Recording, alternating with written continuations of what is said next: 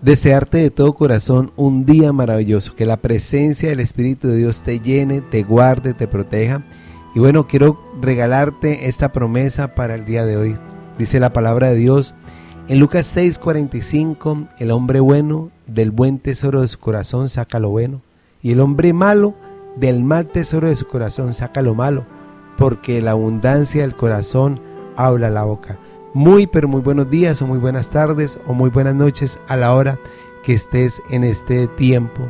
Y bienvenido a nuestro tiempo de pensamientos y meditaciones cristianas. Y bueno, hemos empezado un tema maravilloso y hace unos días estamos hablando de parábolas que nos enseñó nuestro Señor Jesucristo. Hoy quiero hablar de una parábola que la vamos a dividir en tres partes porque son tres personajes muy importantes que habla esta parábola. Y vamos a hablar de la parábola del hijo pródigo. Y dice la palabra de Dios en Lucas capítulo 15, versículos del 11 en adelante. También dijo, un hombre tenía 2 hijos. Entonces voy a detenerme aquí porque esta parábola nos habla de 2 hijos y un hombre. Y esta parábola se llama, como digo, la parábola del hijo pródigo. ¿Y qué quiere decir la palabra pródigo? La palabra pródigo quiere decir despilfarrador.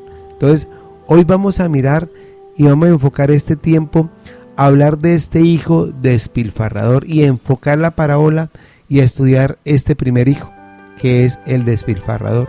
Y dice la Biblia en Lucas, el versículo 12, y el menor de ellos dijo a su padre, Padre, dame la parte de los bienes que me corresponde. Imaginémonos esta escena, y esta escena nos lleva porque al Padre, a quien representa, pues al Padre, a Dios. Y nos recuerda el momento del jardín del Edén, en la caída. Recordemos la caída. ¿Qué pasó en la caída? Eso está en Génesis capítulo 3. Dice la palabra de Dios, la desobediencia del hombre.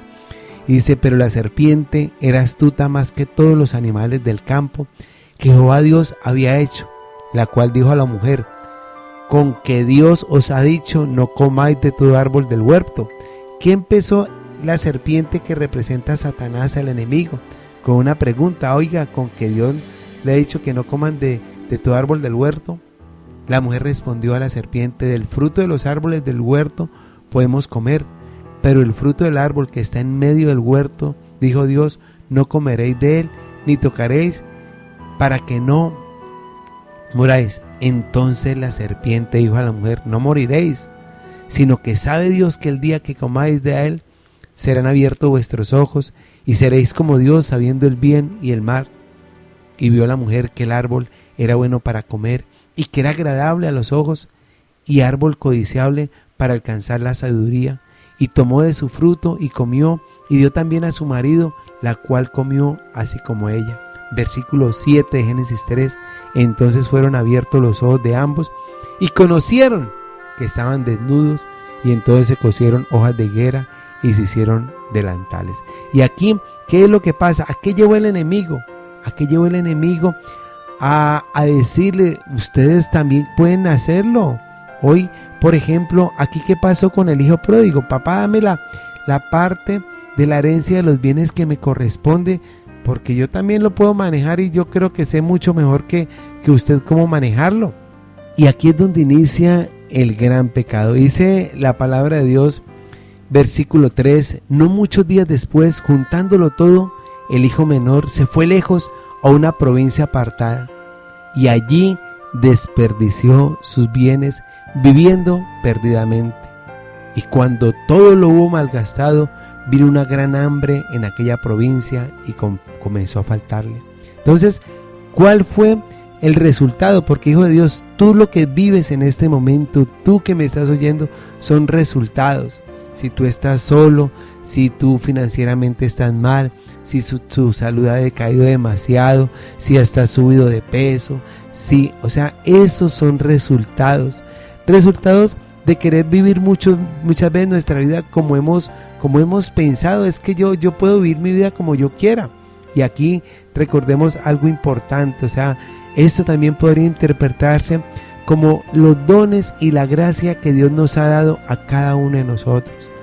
Y hay veces nosotros queriendo vivir nuestra vida como pensamos, es que yo sé más, es que es que Dios no sabe, es que mis autoridades no es que sepan mucho, o sea, yo sí sé. Y esto ha llevado a una vida de derroche y a una vida de libertinaje. El hijo pródigo entonces nos empieza a enseñar que es un hijo despilfarrador, pero inicialmente yo pienso que él pensaba, porque esos son los pensamientos que pone el enemigo: tú puedes solo, tranquilo, eso, tú ya no necesitas más de Dios, tú ya puedes alejarte porque tú ya tienes. ¿Y qué pasó con él? Dice la Biblia que este hijo despilfarrador deseaba llenar su vientre, dice el versículo 16, de las algarrobas que comían los cerdos, pero nadie le daba. Llegó a un momento donde decía: oiga, mire, o sea, aún los cerdos están comiendo mejor que yo. Y dice que nadie le daba. Y dice a continuación, versículo 16, 17, y volviendo en sí, dijo: ¿cuántos jornaleros en casa de mi padre tienen abundancia de pan y yo aquí perezco de hambre? Aquí hay algo, y es que él vio sus resultados que tenía y volvió en sí y dijo: oiga, pero yo puedo, o sea, es que en la casa de mi padre los jornaleros tienen abundancia de pan y yo aquí me estoy muriendo de hambre. Hijo de Dios, recordemos algo, que tú lo que estás viviendo hoy son resultados de lo que tú has sembrado. Nosotros como hijos de Dios son frutos.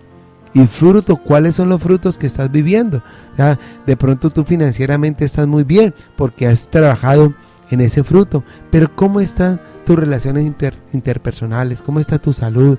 ¿Cómo está ese conocimiento de Dios? ¿Cómo está el obedecer a Dios? Porque el enemigo, ¿a qué nos va a llevar como en esta porción? A que tú puedes solo, a que tú no necesitas de Dios, a que tú no necesitas un guía espiritual, a que tú, no, tranquilo, tú puedes solo. ¿Qué le pasó en este hijo pródigo? La mal utilización de los recursos, lo que mal utilizó, lo llevó al fracaso. Utilizar mal esos recursos nos lleva ¿a dónde? Al fracaso. Entonces esto nos habla de dos aspectos muy importantes. En primer lugar, que las desgracias que provoca el pecado no son castigos divinos, sino son el resultado de las malas acciones que siempre acaban mal. En primer lugar, ¿qué es la bendición del hijo pródigo? Pues es que él vuelve en sí. Oiga, y dice el versículo 18: me levantaré e iré a mi padre y le diré: Padre, he pecado contra el cielo y contra ti. Ya no soy digno de ser llamado tu hijo, hazme como uno de tus jornaleros. ¿Qué hace aquí el hijo? Pues reflexiona: esto es lo que estoy viviendo, esto es lo que yo sembré, y eso es madurez. Cuando uno no le echa la culpa a Dios, a la vida, a su mujer, a sus hijos, a sus hermanos, a sus papás, a nadie. Cuando uno empieza, como yo digo, cuando tú creas que el problema está afuera, ese es el problema. Pensar que el problema está afuera, no, el problema parte de adentro. Y algo maravilloso del hijo pródigo que dice, volviendo en sí, como estamos, ya reconoció su problema.